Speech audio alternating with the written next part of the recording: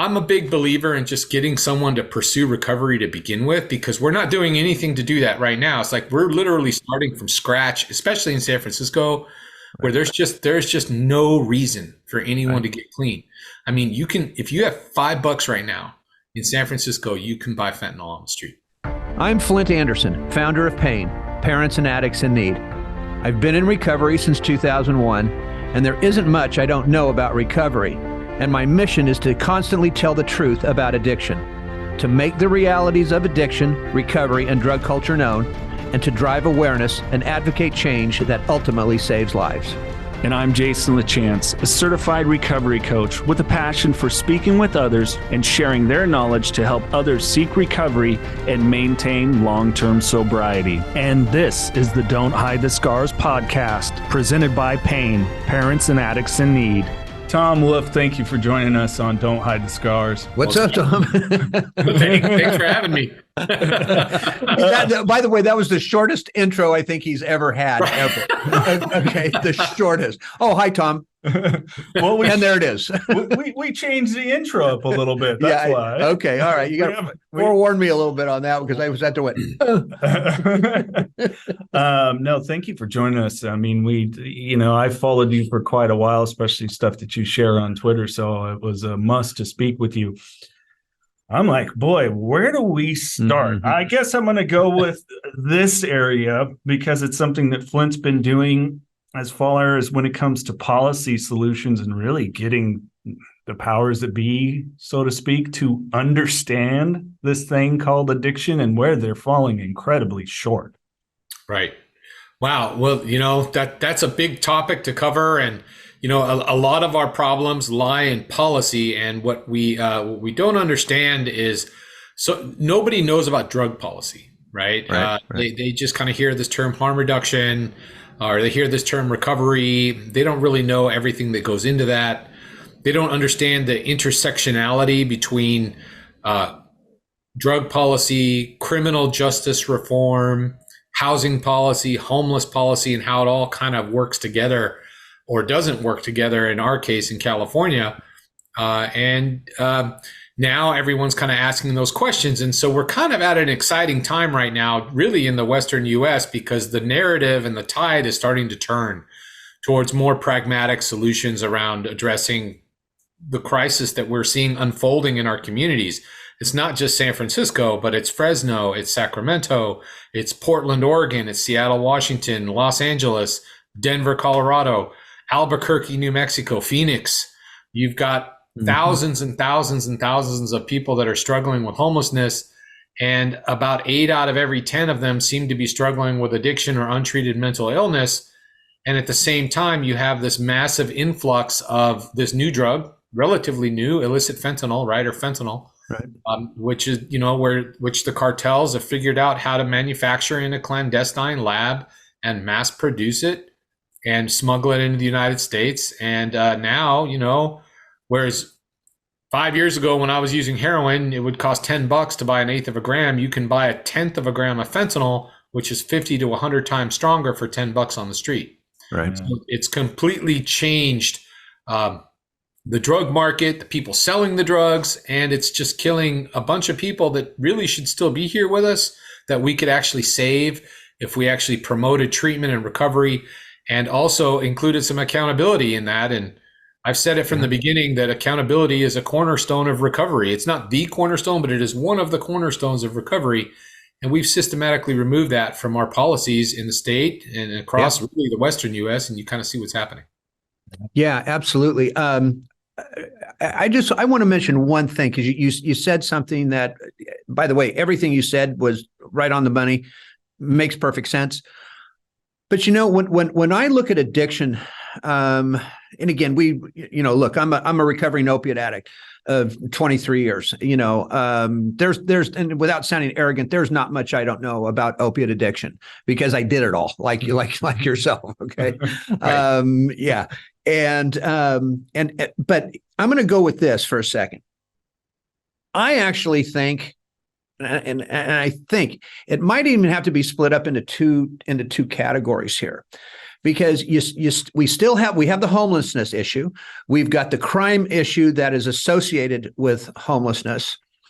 And then we have addicts that are not homeless, that are, maybe in the forefront of their addiction, maybe in the middle of their addiction. They haven't reached that level. And by the way, not every addict reaches homelessness and turns to crime. Of course, I did a number of small things, criminally, but nothing that was going to get me put away for 20 years. Well, maybe. And but I think that almost has to be addressed as well, because, and what I mean by that is, like yourself, trying to get people to understand addiction. Nobody's just understanding addiction, what it does to the brain, what it does to our bodies, and all that entails. And so how do we even begin to fix anything until the powers that be understand that? How do we get that message to insurance companies? How do we get people the length of time that's needed for treatment? Because we all know this is not a 30-day deal at all. We all know it's got to be 6 months, 9 months, a year. And sometimes it takes 2 to 4 years before this stuff can even before our brains can even turn around and begin to feel normal again.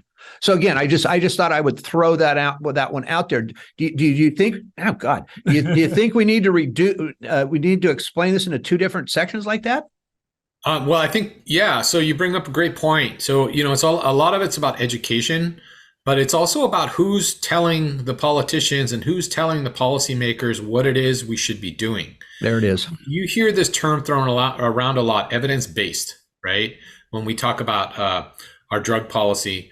And then you hear this movement, there's this growing movement alongside of that actually wants to reclassify addiction as not being a disease of the mind, not being a brain disease, but just being a condition that someone can manage and live with, like it's like you have eczema or something like that. And that's not what this is. This is a disease of the brain. It's something that happens when you become addicted to a substance as strong as opioids or opiates. It actually implants itself in your very basic survival instincts, the same place that food and sex and fighting to survive are placed. So it becomes that much of a priority, so that, and if you just look at the history of addiction, alcoholism, all those things, you see over and over and over again, people choosing their addiction over the things they love the most, choosing it over their family, choosing it over their friends, over their job, over their livelihood.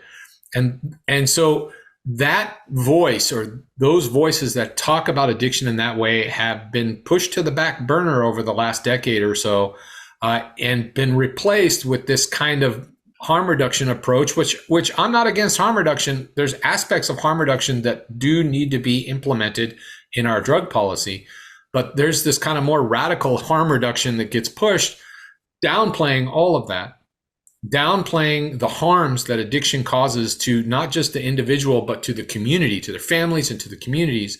And we become so focused on the user that we're not taking a step back and looking at what it does to the community, about harms to the community. Yeah. Right. And now, there's some new voices that are rising up. I'm one of those voices. There are other voices that are in recovery that have decided to step up, put their recovery out in public so people can see it. So we've tossed the anonymity thing.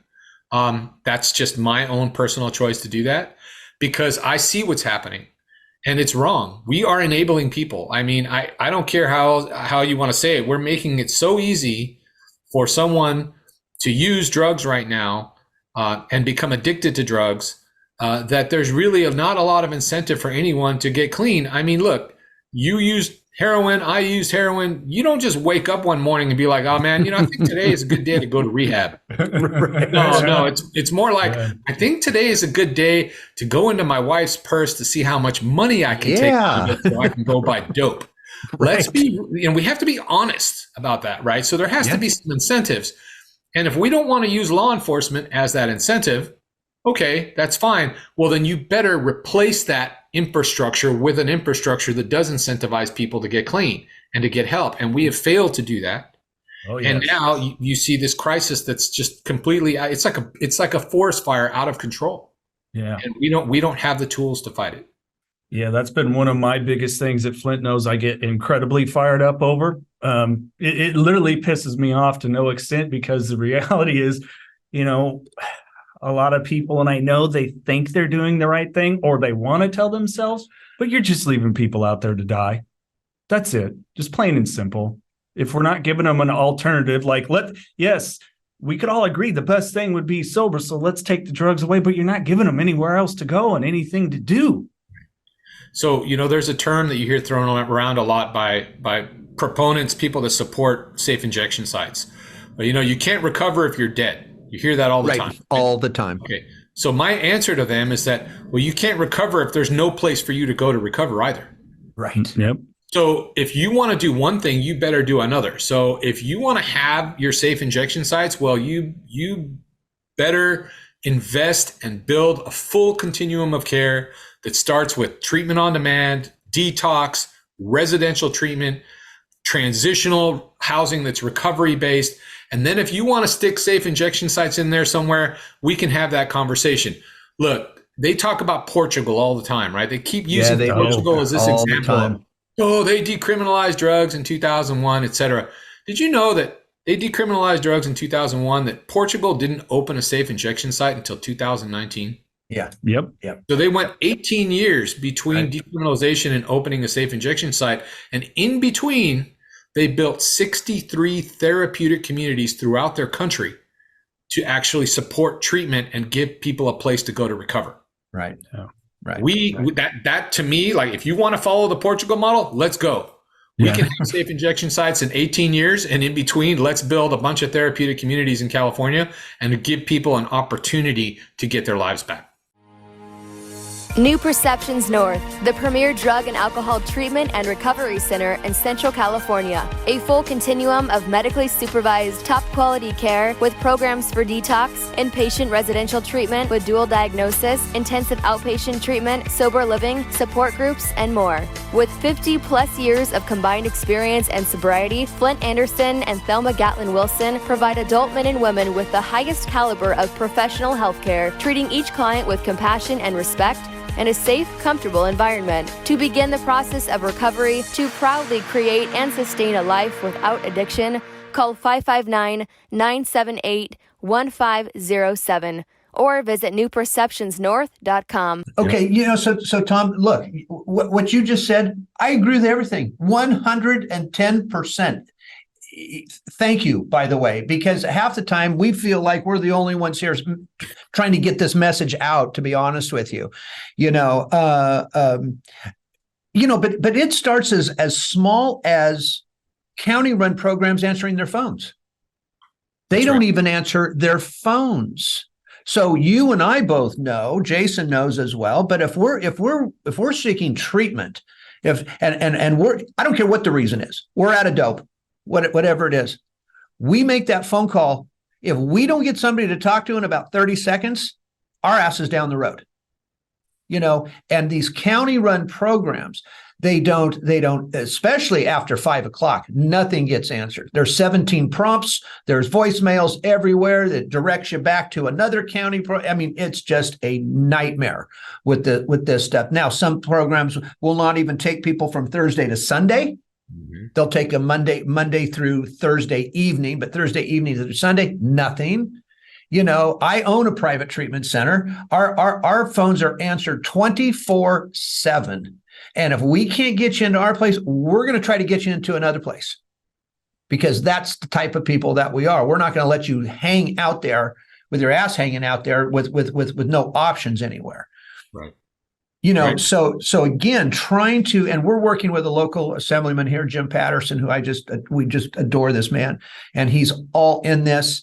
And we're trying to just get some conversations going with people in Sacramento about this, because I've said it before, I'm going to say it again. They're not asking the right questions, and they're not asking the right people, which is us.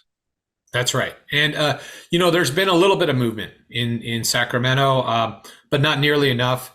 You understand how the state assembly is and the state Senate. They're, overwhelmingly Democrat run, which is fine. I'm a Democrat, but they're like overwhelmingly progressive, and they're really hell bent on decriminalization. They blocked several bills at the state Senate Public Safety Committee and the Assembly Public Safety Committee about holding fentanyl dealers accountable. Right. And they're focusing on all these other things. Well, what they really need to be focusing on is how are we going to fund and build a bunch of treatment centers and add thousands of beds to what's already out there, and more importantly, how are we going to staff them? Because these you're right, these treatment centers and your county's Department of Public Health, et cetera, they keep worse than bankers' hours. They do. It's not even 8 to 5 Monday through Friday. It's 8 to 1. Yeah. If the nurse practitioner shows up to do your intake at all. We have a couple of methadone clinics in San Francisco, and one of them was under scrutiny earlier this year because it was found out that they were turning away clients that would come in to get induced on their methadone that were referred from the hospital, et cetera. They would show up and be like, "Oh, we can't take you today," and turn them out to the street. And then they come back out to the street, and they turn around and there's 10 drug dealers standing right there willing to sell them for $5. That's not fair. No, and that's not recovery. And when you think about the budgets that our counties have for their public health departments and their behavioral health departments, you have to start questioning, like, where's that money going? For example, in San Francisco, our Department of Public Health has a $596 million annual budget just for behavioral health. And you got to start asking, look, we only have, with all that money, we only have 57 detox beds in a city with a population of 850,000 people, where there's at least 25,000 drug users, right? Yep. And you only have about 275 actual residential treatment beds that are sanctioned by the Department of Public Health, because the rest of those beds, like Delancey Street and some beds at the Salvation Army and the Father Alfred Center, are abstinence-based, so they're not considered evidence-based, which is insane to me, because the bottom line is that we need beds. We need places where people can go. We need the staff to staff them appropriately, so that we can have a real place and a real incentive for someone to say, look, okay, I'm ready. And when they say, yes, I'm ready, boom, we have a spot for you.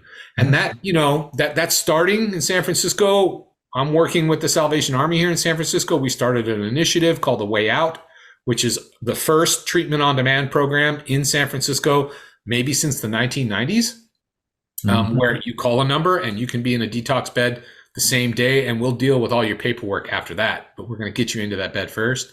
Nice. That is a great model to follow. What you're doing at Fresno, that's a great model to follow. And we need to get more than, we need to find a champion in Sacramento that's willing to take up this banner of recovery and march it forward.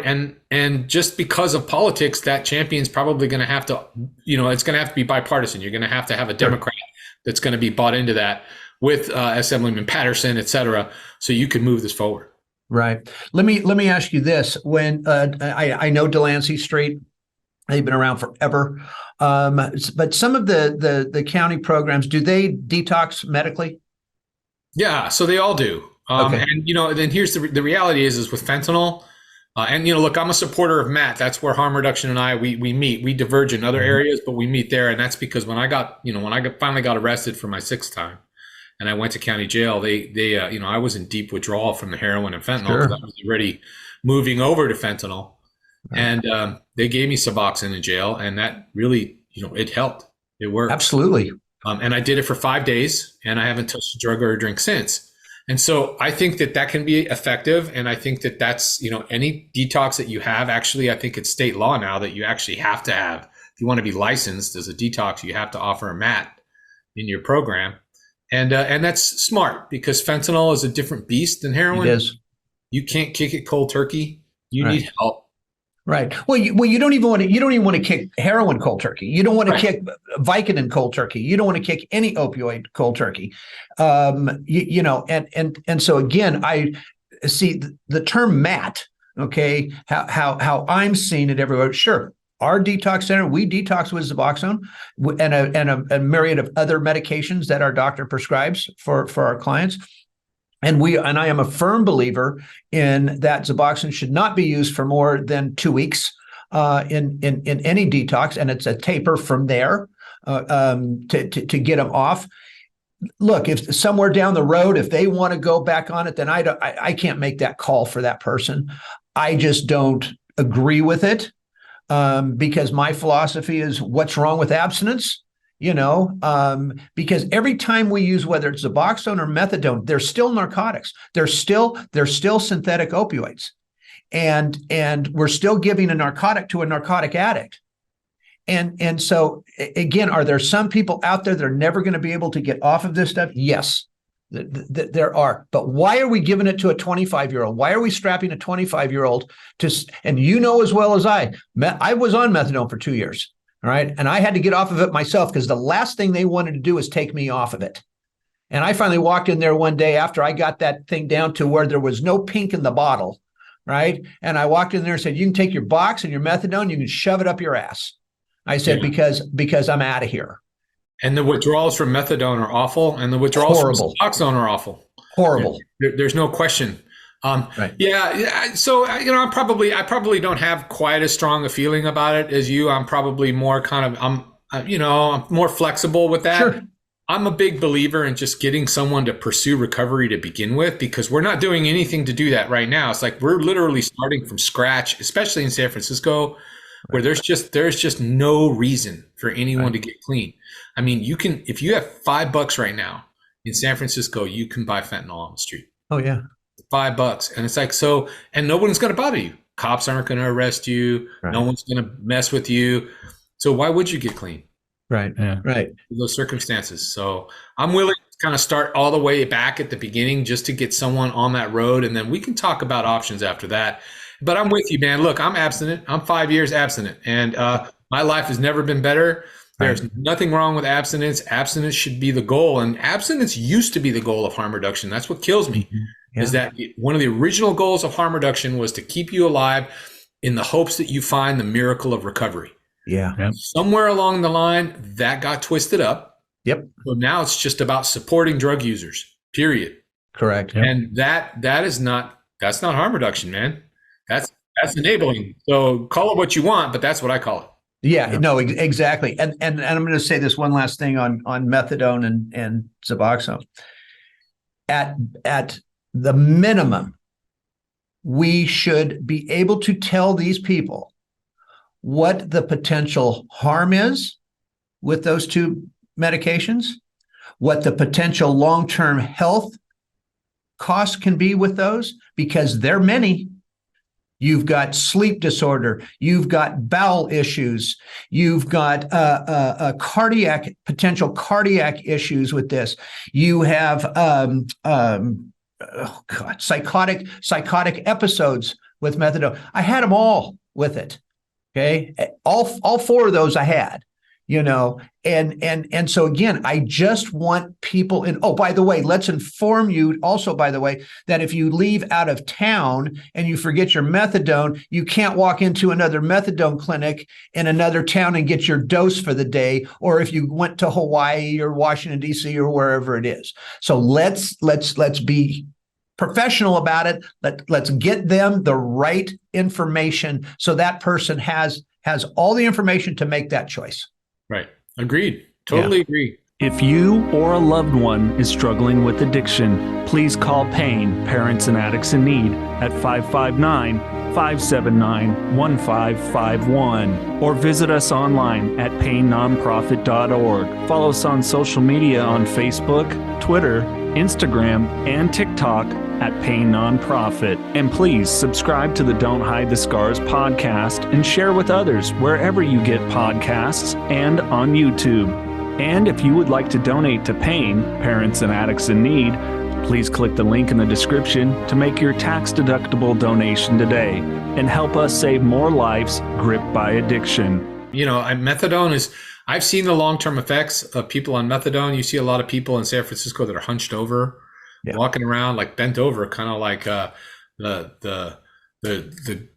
whatever Hunchback of Notre Dame. Notre Dame, that guy, right? And I talked to a bunch of them on the street, and they've all been on methadone for 20 years, 15 years, and like they're sober, right? but they're on methadone and they're all hunched over, and it's like there's all these side effects that come along with it, stenosis, all these things that people don't know about, that give you these long-term effects. And so I agree with you. So and this is the thing about fentanyl that's kind of changed the game. So if you were a heroin addict, you could go 30 years on heroin and live. Yeah. Right. You could use methadone for 30 years and live. Right. You could use Suboxone for 30 years and live. You'd have other health problems, but you'd be alive. But fentanyl, you last in about 2 years once you start using it, and then it's lights out. Right. It's really lights out. That's one of the biggest things I try to impress upon elected leaders and local officials, politicians, is that we've got about a 2-year window for a human being that's addicted to fentanyl, especially if they're on the street, to try to help them. After that, it's probably too late.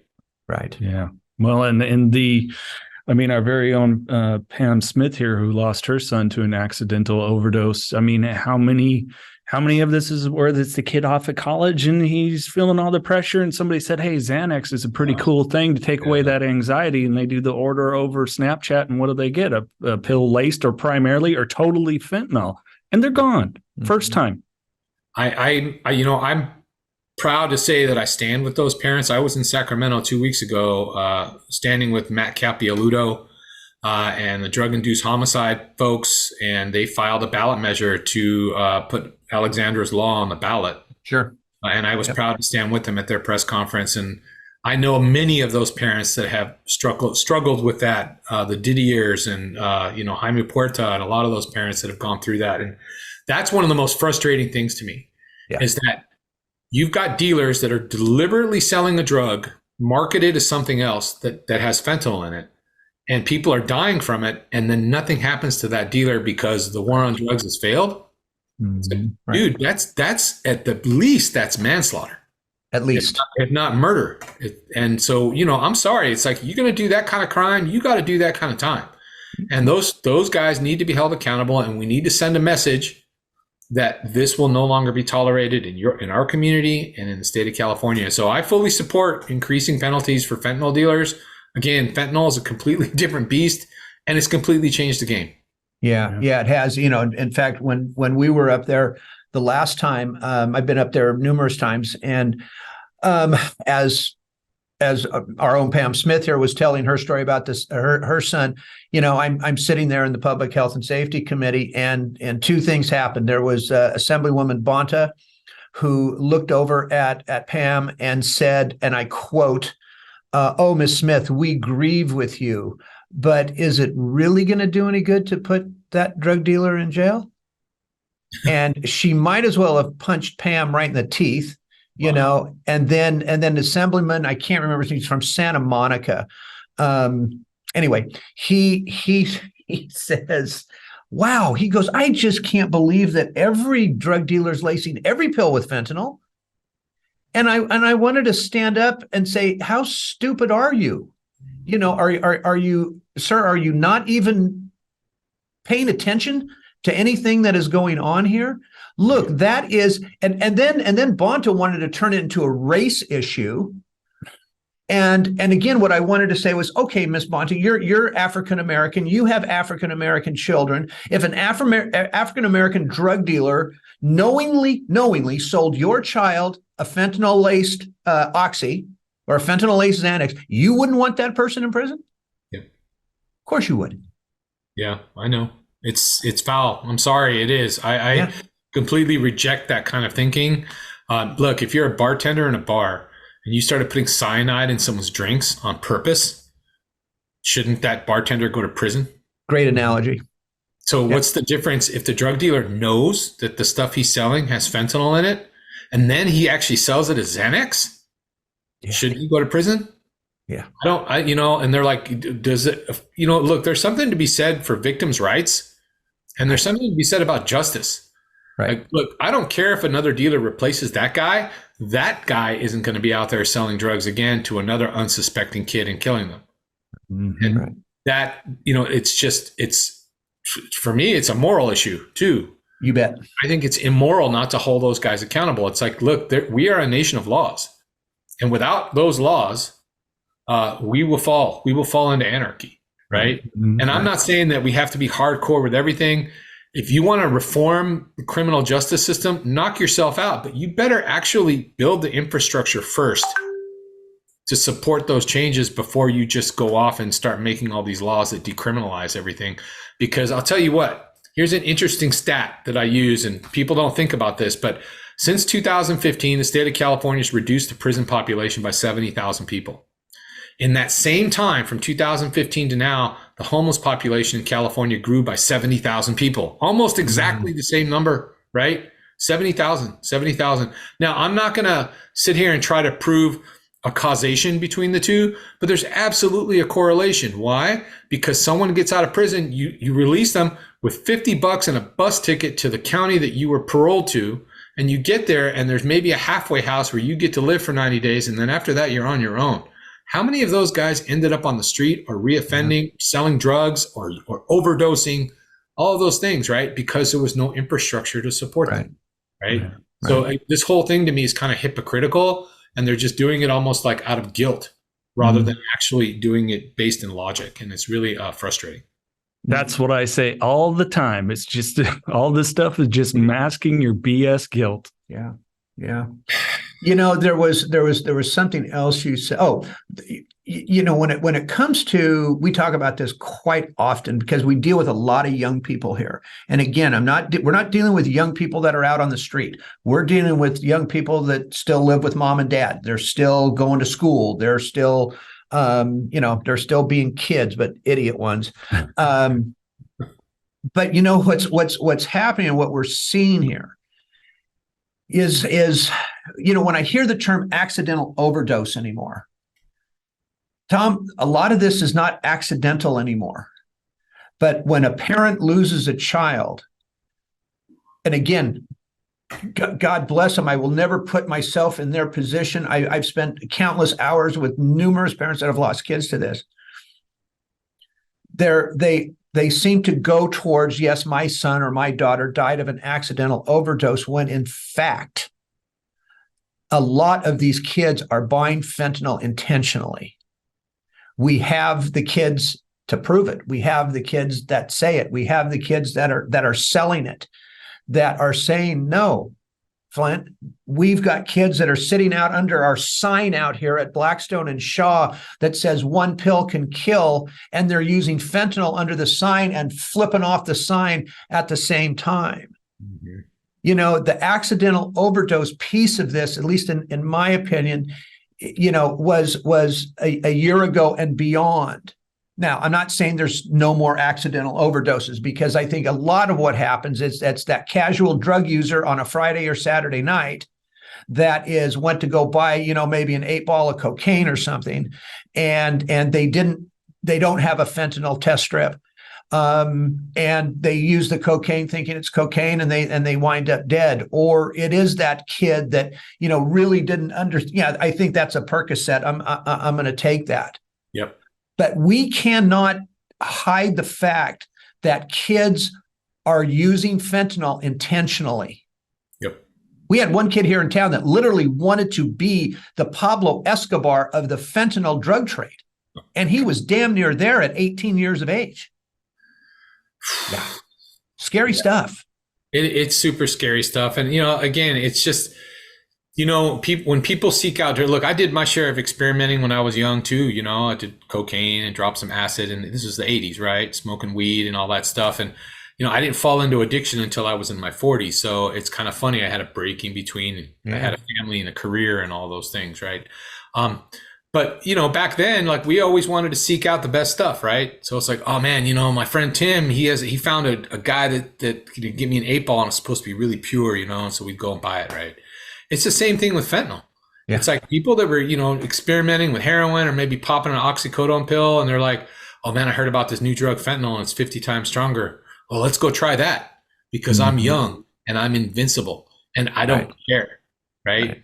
And what's funny about that is that kind of mentality translates actually to the street for people that are experiencing homelessness, but in a much, much sadder kind of way.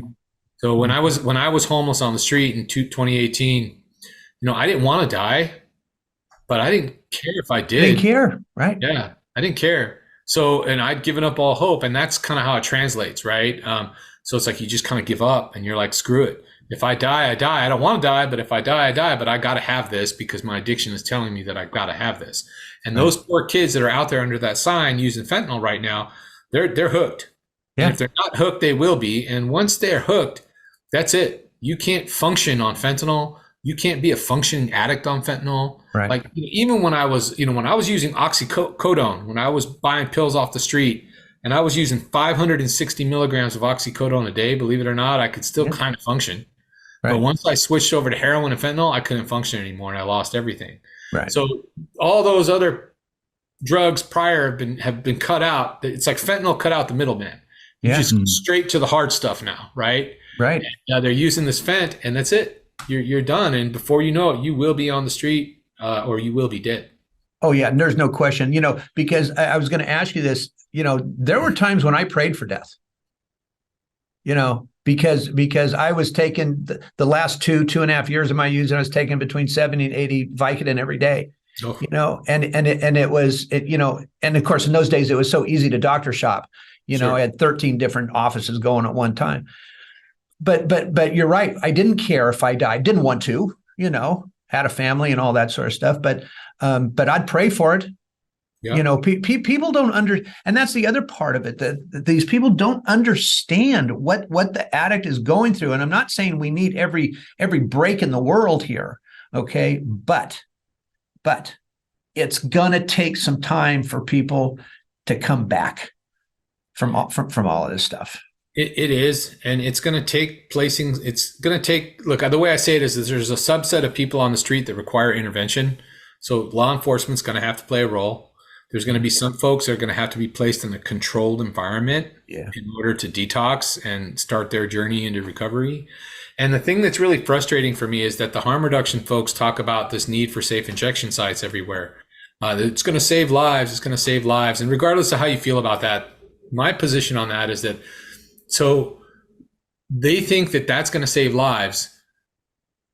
And then you go look at a city like Vancouver, which has 13 safe injection sites, and they just broke their records for overdose deaths in Vancouver.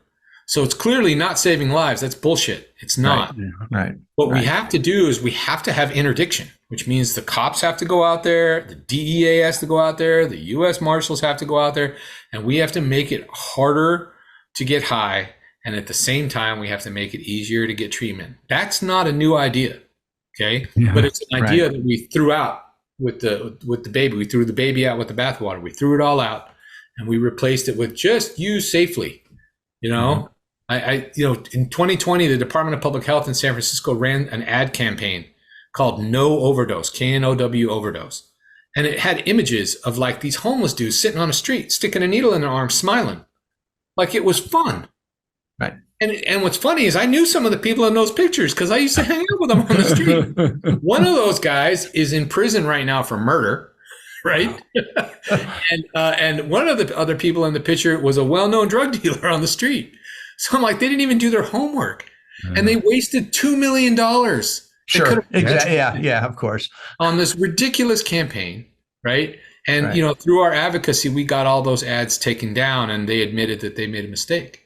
Right? Because that's the message. And that's the message our government, our public health department is sending to people. Use with friends. Don't use alone. But it's okay. I'm homeless, but I'm shooting pills in my vein. It's all good. Right. Yeah. Tell him that one. Tell him that one because he's going to die. I forget who it was, but it was dancesafe.org. Yeah. It was try smoking it instead of snorting or injecting. Yeah. It's like, are you boofing? You want to boof it? We'll show you how to boof it, bro. You know what that is, right?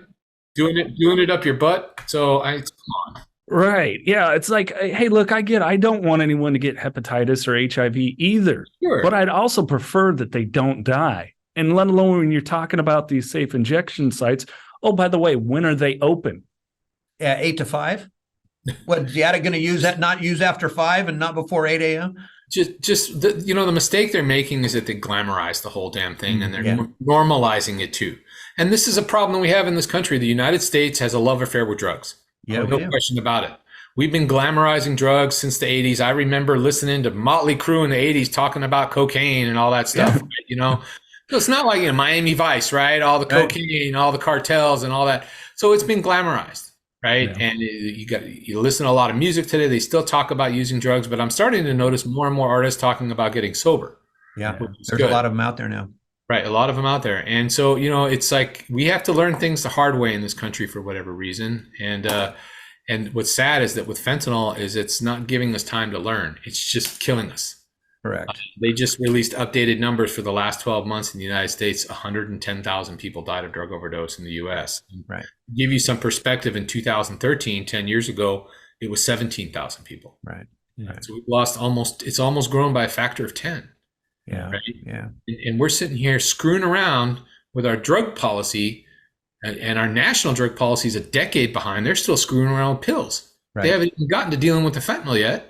Right. And then we got these radical harm reductionists on the left that are trying to legalize it and trying to bring a safe supply, which there's no such thing of fentanyl unless you're in a hospital under medical supervision because you had to have open heart surgery. Right. There's no such thing as safe supply of fentanyl. That's a lie. That's a lie. Yeah. And they're trying to give us safe injection sites, but they don't want to pay for any treatment. It doesn't make any sense to me. I'm sorry, it doesn't. I always question, like, the ad campaign you were mentioning, like, okay, what politician's cousin owned the company that produced those, that they spent the $2 million in the ad agency? And, so much of the stuff it gets down to that following of the money. And, to piggyback off what you were just talking about, as far as what our potential overdose death rate is going to be from 2022, 2023, the numbers add up to essentially like a 747 crashing every day. And you don't think the gosh damn government would respond really quick if that was happening and take a look at our flight control issues and everything else?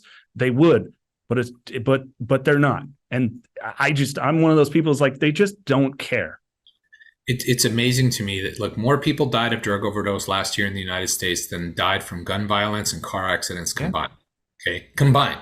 Yeah. The same people that support decriminalization of drugs also support full-on prohibition of guns. Make that one make sense. Right. Mm-hmm. And more people are dying from the drugs that they're trying to decriminalize than from the guns that they are trying to prohibit.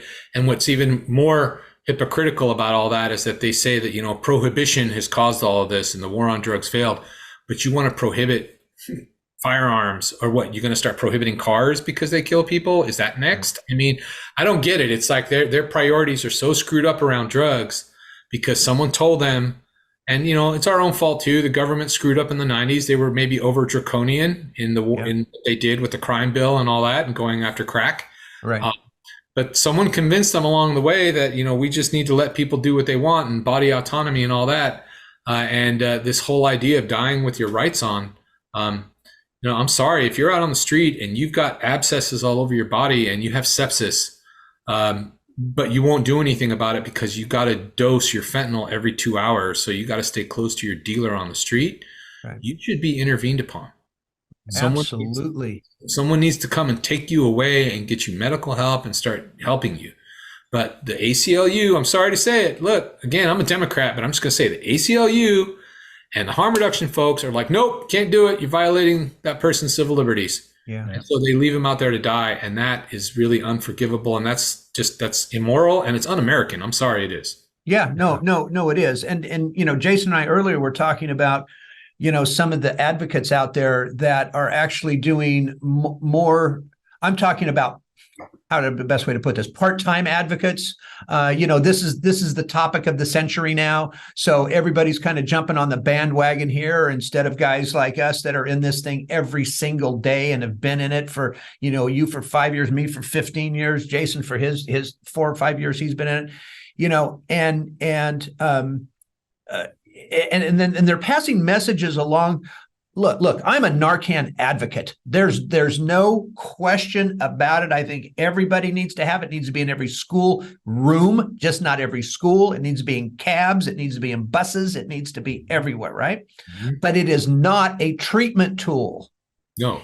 And neither is fentanyl test strips. No. Those are not treatment tools. And people are out there talking about it like they are. No. Right? No. And it's just, God, no, keep your mouth shut. Don't be telling people things that you don't know anything about, but because you know somebody that maybe some kid did become addicted to it, you think you know, or you join some band of somebody. I don't give a shit. It makes me so mad that these people think, or like the one guy that was on TikTok the other day that says, you have to be comfortable, in a sober living environment to start your recovery. This guy doesn't know shit, and these people out there are listening to this guy going, oh, that makes sense. Yeah, you tell enough people your opinion, and enough people see it, then it starts to become the truth. Yeah. That's the kind of downside of social media, right? Right. Even though social media is a great tool for people like me, yep. That just all I do is tell the truth. I barely even offer my opinion. Here. I just tell the truth, man. This is what it is.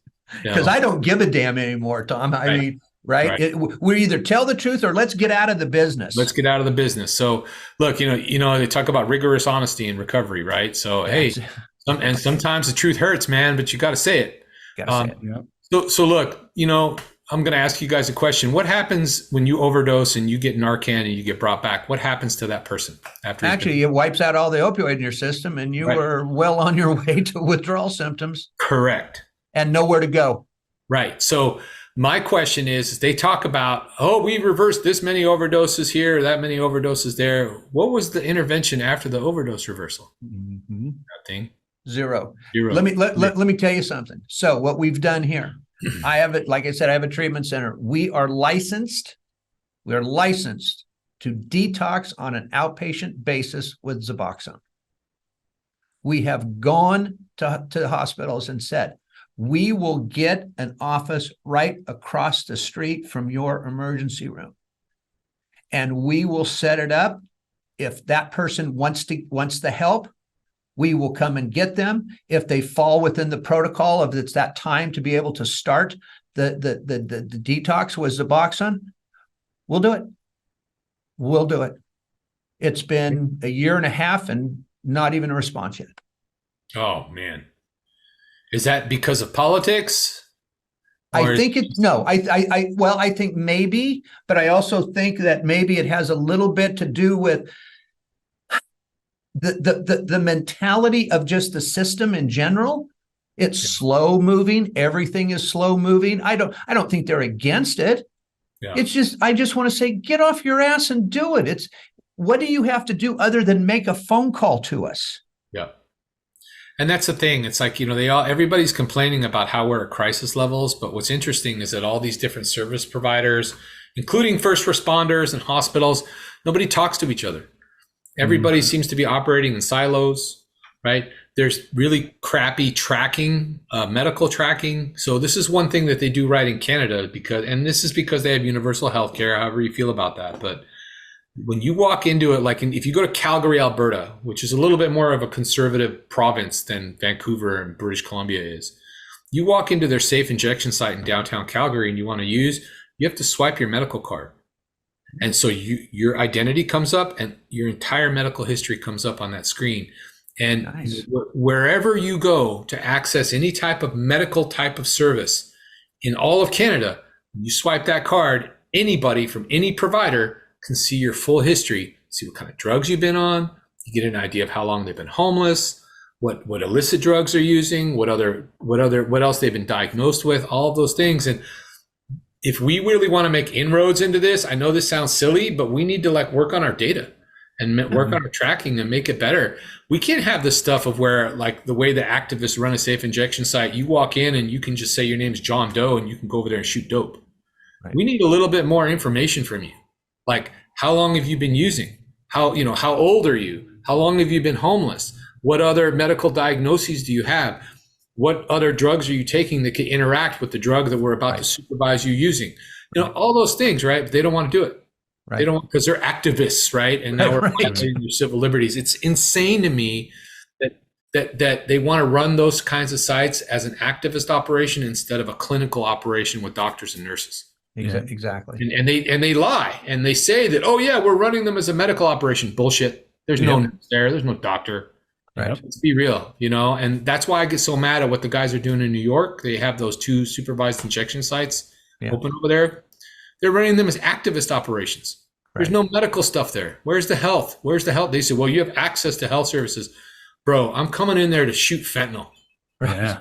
I don't want anything from you except leave me alone so I can shoot my dope. Right? That's it. Right? Look, if I don't mean to go off on it, but if I was on the street and I shot up and you came up to me and said, hey, man, can I get you into treatment? I'd be like, bro, F you, man. I'm sit here and enjoy my high. Leave me alone. Right, you buzzkill. What are you doing?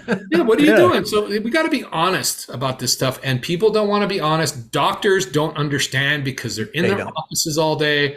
Right. Activists don't understand because they read this shit in a book instead of actually getting out there and getting their hands dirty, right? And they certainly, and the ones that have lived it, that support that kind of stuff, they know better. Yeah. They actually know better. And all these radical harm reduction folks that are in recovery, if you ask them, how did you get clean? They almost all have the same story. Well, finally I got locked up for the 10th time. Oh, wow, that's my story too. Hey, how about that? Yeah. So it just makes me kind of wonder, like why are they so against accountability when that's the main reason why they're enjoying their sobriety today.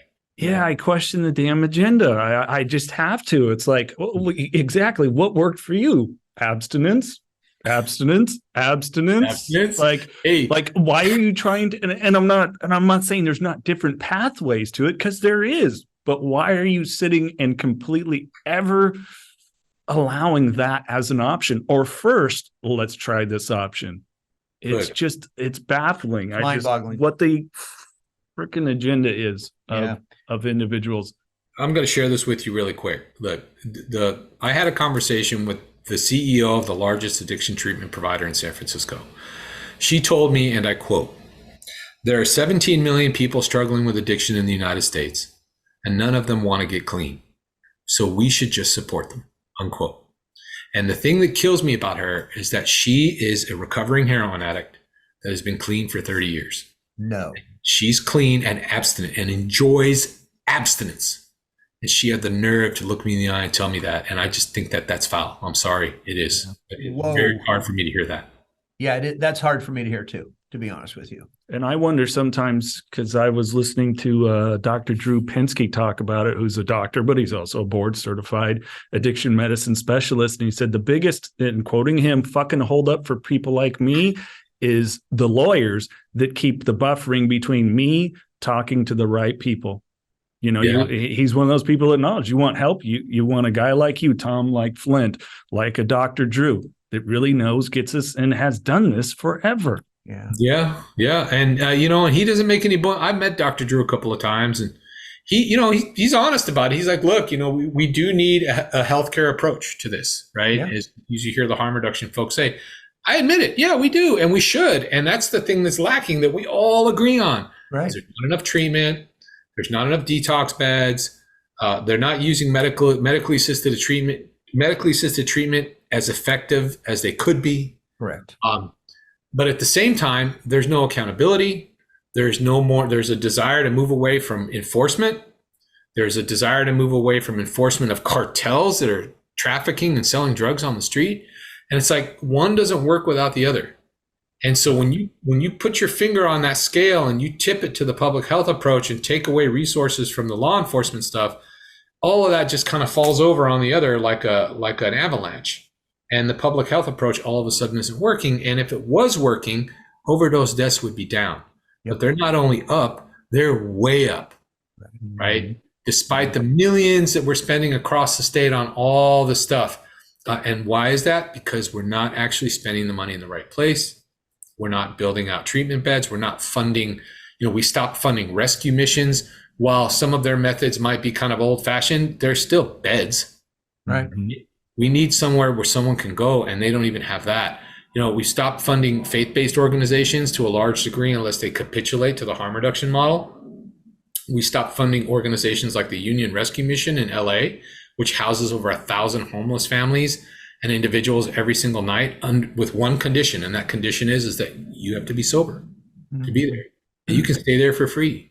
We stopped funding all of that stuff, and we're wasting our money on handing out foil, straws, Yep. Pipes. Yep. It doesn't make any sense. Like needles, I'm cool. I get that.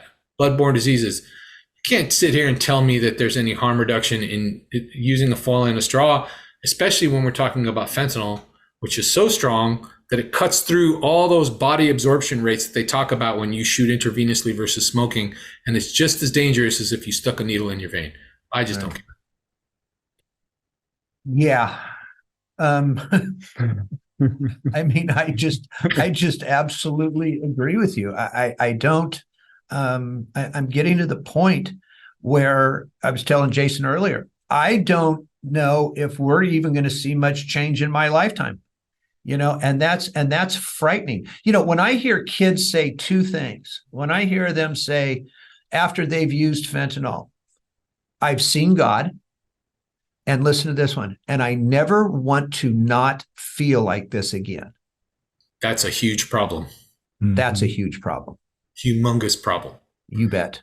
So I remember the first time I hit 30 milligrams of roxycodone, man. I remember I was sitting in a park and I thought like all my problems were gone, man.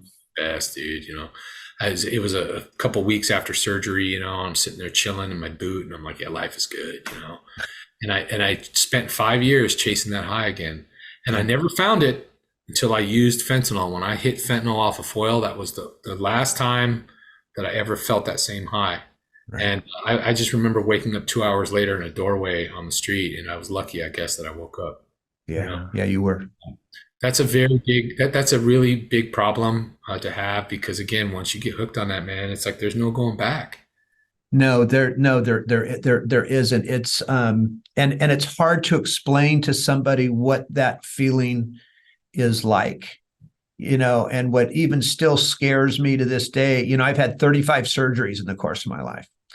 And so, my opioid receptors have been changed since day one, but I have to have a foot surgery October 26th. Oh man.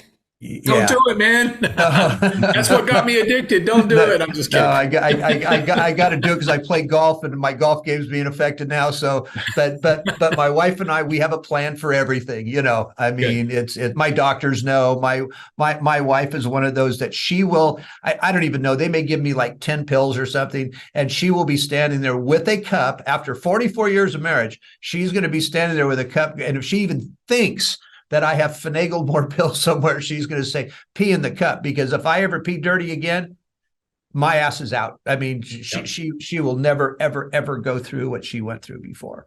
And I don't blame her, but it still scares me a little bit. But something, Tom, at the same time, when I walk into that hospital room and they put that, the get ready to start the IV and they put the alcohol prep pad on there. Yeah. My first response is, I'm home. Yeah. I feel you, man. You get it. That's scary stuff. So, I'm a sepsis survivor. I gave myself sepsis from missing when I was shooting dope, right? Mm-hmm. And I almost lost my right hand. I had an abscess open up on my forearm, and all the fluid moved into my hand under the skin, and my hand swelled up like a balloon. And I still have the scars on my arm. They had to cut me open and drain it. They said I filled up half a bedpan with fluid. Oh. And I woke up in the ICU. I was intubated. I had a tube down my throat, breathing tube. And you would have thought that was that would have been enough, Right. It wasn't. I just switched to smoking. Right. And so as I was recovering from sepsis, I'm still smoking heroin and popping dilaudid because they gave me dilaudid for the pain. Sure. Breakthrough pain. I was like, wow, this is the highest I've been in a really long time, even though you have bandages all over, abscesses, and, almost died from sepsis and all that. It's amazing the stuff that the human body can endure, but it's also amazing how strong addiction is and how it can endure. Right. And that's what these guys don't understand up there. They don't understand that in 2000, I have open heart surgery, and I've got and I've got my kids coming into the room and turning around and walking out because of what I look like and what I did to the family, and it still took me another year. All right. Before the light bulb went on, so to speak. And the people that are running the show, they don't get that. They don't, when I talk to people about not understanding addiction, that's what they don't understand. Yep. And they need to. It's kind of like homeless activists that talk about homelessness, but it's because they went to college and they studied sociology, and so they read a bunch of stuff in a book, and that's cool. You can go make policy or be an academic. That's cool. I talk to a lot of academics and a lot of people with letters after their name. I have respect for them. They play an important role with forming policy around housing and drugs and all that. But it's only now, in the last couple of years, where the voices of people with lived experience are starting to rise up, and they're actually listening to us, and we're speaking out, and we're pushing back on these failed narratives, and they're failed. Okay. Mm-hmm. There's a lot of things that we're doing around. Look, you have to think about, in California, we actually changed the law in 2016. We rewrote the Welfare and Institutions Code to say that any funding for permanent supportive housing had to be under the Housing First model. So if you wanted to run let's say a transitional housing facility that was sober, you couldn't get any funding from the state from it unless you got like some special grant that you had to apply for and all that stuff. Those are things like we have to change, that I'm working on as part of my advocacy to try to change, because we need to recognize that, wow, ever since we've made all these changes around 2016 that seemed altruistic at the time and seemed like they were going to work out in the time, fentanyl came in and just took all that shit and threw it out the window. Yep. So it And did. completely changed the game, and you can add meth into that too. Right. Yeah, And so absolutely. now between fentanyl and meth, it's like, man, no, you're going to have to start taking some people, intervening with people on the street, and some people that, especially the ones breaking the law to support their addiction, are going to have to be held accountable. Yeah. And some of them have to be mandated into treatment. It is what it is. We need to start up our drug courts again. Yeah. I know Fresno still does it, but San Francisco, our drug court's all outpatient treatment. How's that going to work if you're homeless? Outpatient treatment. And again, that's a whole nother show, is talking about people going to outpatient first. I mean, that, I'm with you on that, right man. there. Yeah. Right there is what I want to do. Okay. I mean, my God. My outpatient was going down to Golden Gate and Hyde and scoring some fent. I'm outpatient, bro. I'm good.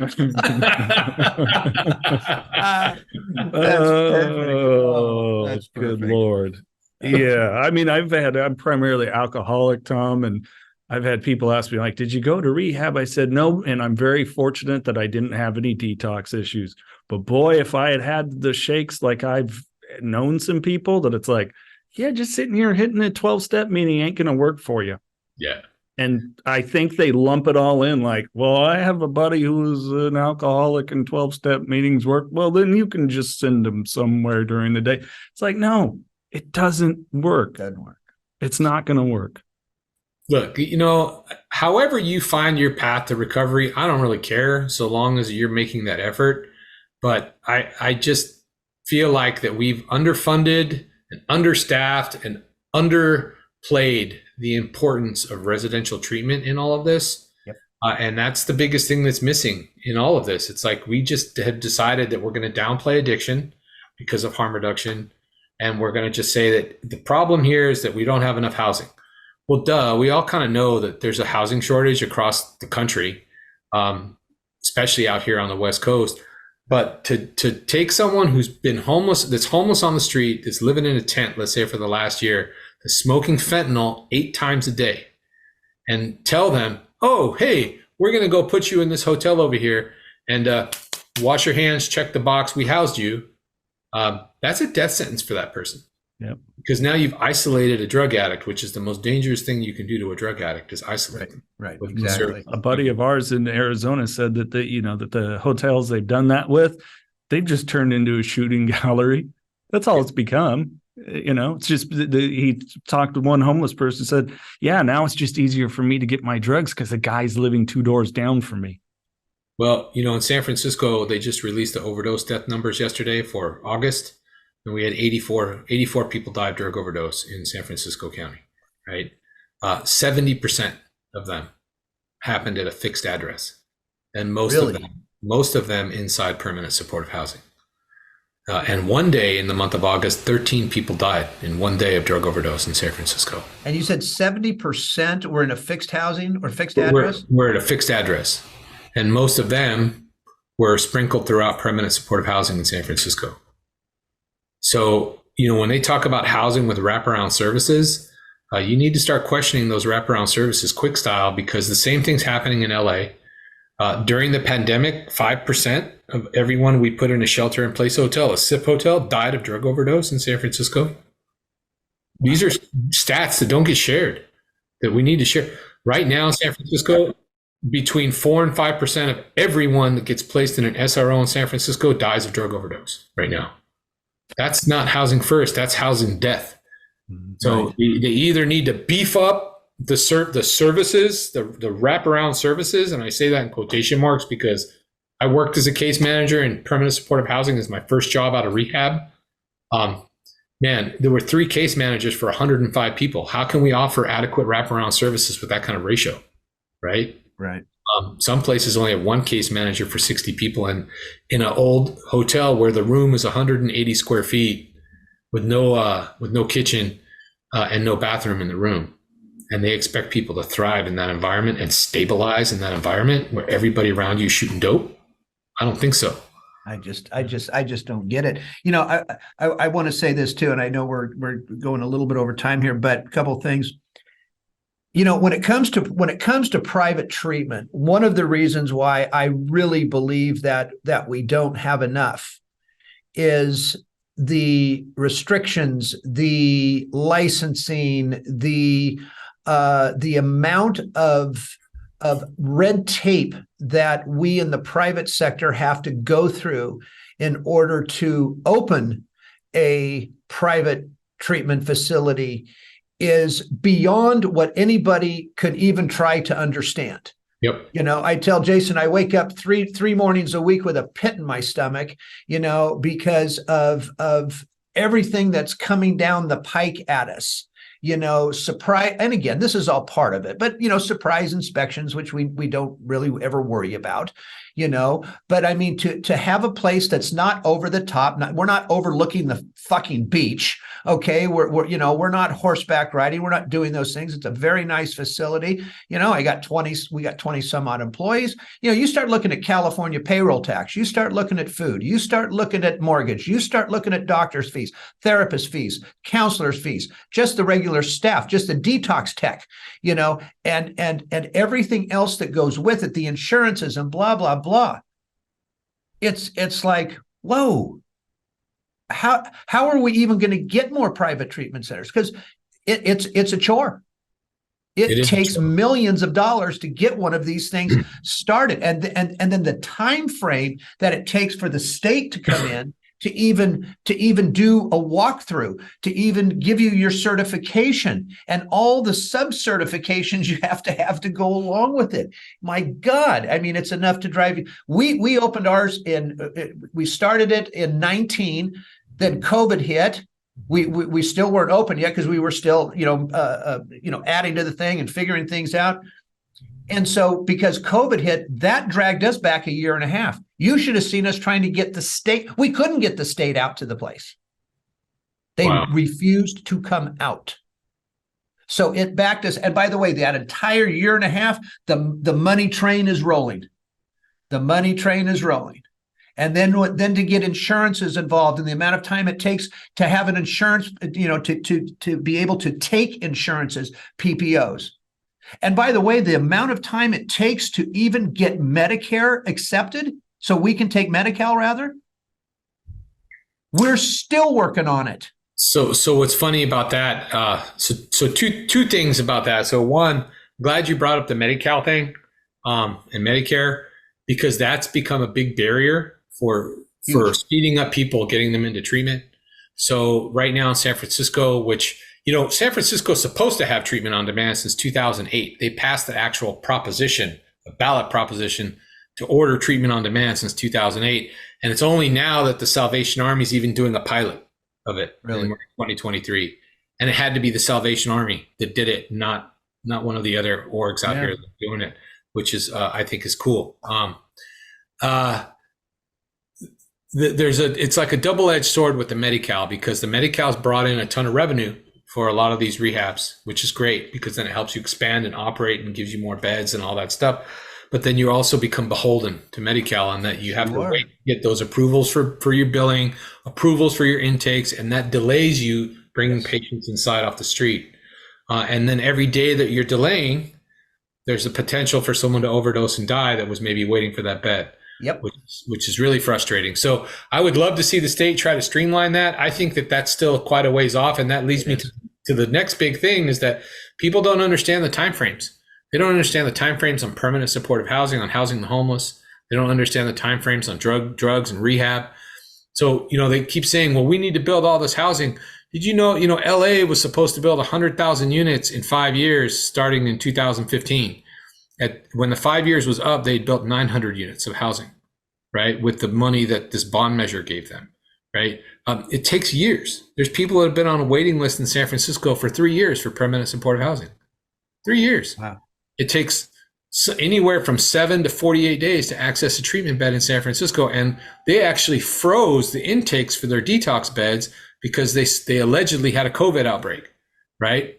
So actually for about 3 weeks, you couldn't even get a detox bed in San Francisco unless you went to the Salvation Army, because they're doing all their stuff privately, right? It's insane, the lack of resources that we're providing people, yet all these people go out here and virtue signal, and all day long with big platforms, bigger than mine, that sit there and they say all this crap about, well, housing is a human right and housing is healthcare. Okay, where's the damn housing then?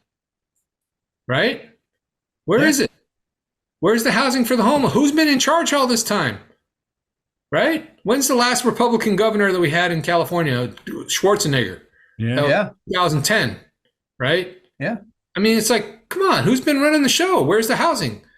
It looks pretty hypocritical to me, right? Doesn't it? Yeah. And then they're like, well, let's just release everybody from jail, from prison. Oh, and we'll support them through the community. Well, what happened to the money for that? Right. Yeah. Where's the supports in the community? But here's a quick question for you, though. This is just kind of off the cuff, right? But where did all these people live before they became addicted or before they became homeless? Was there did you kind of see my point?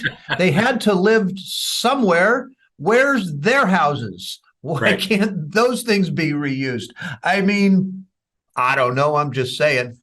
So, I just came back from Portland. I was there last week, and Portland gives San Francisco, it might even be worse than San Francisco. The amount of people on the street, like downtown, is decimated. It's sad. It's heartbreaking to see it, because I remember 10 years ago when it was just gorgeous, and they have, they say, oh, well, housing is $2,000 a month up here. And I laugh because I'm like, an apartment in San Francisco is like $3,000 to $3,500. Right. You guys don't have a housing crisis like we have a housing crisis, yet your problem is as bad or worse than ours. So is it just housing, or is it housing plus addiction, plus untreated mental illness, plus trauma, all those things, right? And I'm sorry, but housing, even if housing fixed all of it, let's just say, wave a magic wand, that housing would fix all those problems. You still got to wait 3 years for it. So here's the 10. Make yourself comfortable. There it is. Yeah. Let's be real. Again, it's like people don't want to be honest. And so they virtue signal, and it's just really frustrating to me, because while they're doing all this virtue signaling, people are dying. Yeah. Mm-hmm. People are dying of drug overdose. People that I know, I've lost 15 friends to drug overdose since I got clean. That's not okay. That's not okay. It's actually criminal that we're letting that happen, and then we don't even want to arrest the drug dealer. Right. We don't even want to put him in jail. He just killed somebody with his dope. Right. And man, sorry, We're all on the same. Don't get me started, man, because F-bombs will come out and I'll lose my composure and all that stuff, So we're totally good with that. We're totally good with that. Absolutely. We lose our composure all the time. I lose my shit 3 times a day. So there it is. Man. It's one hypocrisy and one, like, another just ridiculousness on top of the other. And we're tired of it. Yeah, it's not, if you want to make it political, it's not the Republicans, it's the moderate Democrats. We've had enough. Yeah. We're like, screw this. And I'm sorry, progressive policy doesn't work without public safety. Mm-hmm. And watching someone die on the street while your kid walks by is not public safety. Right. In fact, that's why people feel unsafe in San Francisco, because you've got thousands of people walking around addicted to drugs. Yeah. Right. In various states of disrepair and suffering. And then dropping dead in front of you. Exactly. That's really the issue. We talk about crime. That's the issue. That's the root of the problem in cities like San Francisco. It's the dope, man. It's the dope. It's the dope. Well, and I know it firsthand. My youngest is a huge fan of symphonies, and there were going to be a Shostakovich performance. And Dad, the only place is in San Francisco. And I said, okay, but you do understand, the homeless situation there, the addiction situation. Completely changed her mind, because for her, when we see it in our small town where we live, she has a huge emotional reaction, because I've talked openly with my kids about why the majority of people are there. And just like, oh, I don't want to go after all. And it sucks, because I lived in San Francisco for a year. I went to San Francisco State. I had beautiful experiences, a Giants fan since I was a little kid. And I have no desire to take my children to create some of those similar memories. Right. Look, I'm very open with my kids about my addiction. They have especially my daughter, who's 16 now, she has very vivid memories of what life was like when I was using around them. And so I don't no bullshit with them. I tell them, there might be a few really gritty details that you don't have to tell, sure. But that my sponsor knows, right? Right. But they pretty much know the truth, right, of what's happening, and so that I think that helps them prepare, because then they're educated about drugs. So that, look, I know down the road you're going to drink, or you're probably going to smoke some weed or whatever drug you do. Just understand, what you're getting yourself into, so you can make better choices. I can't at a certain point, I won't be able to control what they do, right? So I just have to have faith that I did a good enough job in recovery of educating them on what not to do. So like, you're at a party and there's powder on the table. Well, don't snort a line, because there's a 60% chance it's laced with fentanyl right now. Right. Or if they hand you a pipe, don't hit it, because there's a 60% chance it's laced with fentanyl right now. Or if there's a pill and they hand it to you, there's an 8 in 10 chance that it's a fentanyl pill. Don't take, things like that they know. And both my kids carry Narcan in their backpack. Good. Because last year when I dropped my daughter commutes, I got her into a private school, right? I got lucky. She got a scholarship. So actually she did it. And that's recovery for us as a family. Right. Because we're a family in recovery. It's not just me, it's my wife and my kids. We all practice the same principles in recovery together, right? So she turned it around because of recovery. And she got into this private school, and she takes the train to go to school every day, all the way down the peninsula in Palo Alto. Nice. And I dropped her off at the train station in Millbrae, and there was a guy that had OD'd. He was lying there dead, and the sheriffs had just got there, and she just walked right by the dude. And I'm like, it sucks. My 16-year-old has to see a dead body. Yeah. This isn't a war zone. This is in Millbrae, California. Right. She shouldn't be seeing a dead homeless guy just lying there because he smokes some fentanyl. That's not cool. It's not cool, and it shouldn't become normalized. And I think that's the problem, is that we're allowing this because of certain voices that have told us that it's okay. We've allowed this to become normalized, and I don't think that we should. And I think that that's a terrible, terrible mistake. And I think it tugs at the fabric of our society that we allow that to become a normal thing. And it's very traumatizing. And my daughter was really affected by that. And after that, ever since then, she carries Narcan in her backpack, because you just never know. Good for her. Absolutely. Good for you. Mr. Andersen, anything else? No, I don't. Tom, thank you, man. This was an absolute pleasure. Speaking the truth to another guy that speaks the truth. I mean, this is a beautiful thing right here, man. I'm happy for you. I'm proud of you. I'm elated to know you. Seriously, it's congratulations on your recovery. That's first and foremost. Thank you. Because I know how hard that one is, man. But I'll tell you what. You know what? It's not going to keep us down, right? We're gonna keep fighting this fight. Jason knows the same thing. We're all going to keep fighting this fight here until I don't have any more breath in me. Right. And that's all we can do, because we've been given some grace, and it's time we take that and we spread that forward. Absolutely. Right. It's been my pleasure, my friend. My pleasure. And recovery is a gift for all of us. Yes, it is. It's a true gift. Yes, it is. Thank you, guys. Let's stay in touch. Happy to do your show again in the future. If you want some more hot takes from me, I'm happy to do it. Absolutely. And I'll see you on the other side, man. You got it, man. All right. Take care. Thanks, guys. Take care. If you or a loved one is struggling with addiction, please call PAIN, Parents and Addicts in Need, at 559 579-1551 or visit us online at painnonprofit.org. Follow us on social media on Facebook, Twitter, Instagram, and TikTok at Pain Nonprofit. And please subscribe to the Don't Hide the Scars podcast and share with others wherever you get podcasts and on YouTube. And if you would like to donate to PAIN, Parents and Addicts in Need, please click the link in the description to make your tax-deductible donation today and help us save more lives gripped by addiction.